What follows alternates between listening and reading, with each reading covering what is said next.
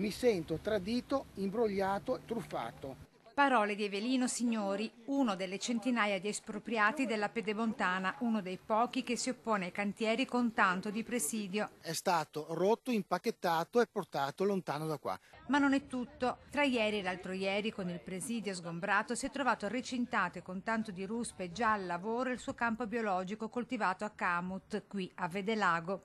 Sono arrabbiato perché anche l'altro giorno hanno disatteso gli accordi che avevamo fatto con i carabinieri, pertanto prima di entrare nel mio terreno avrebbero dovuto avvertirmi e avvertire i carabinieri. Invece ieri sono entrati nel mio terreno sbancandolo. Oggi sperava di avere un incontro chiarificatore con gli esponenti della SIS, la società dei cantieri, ma questi non si sono presentati. Non è sicuramente stato il vento a fare una cosa del genere, anche perché il vento lo strapperebbe ma non impacchetterebbe sicuramente.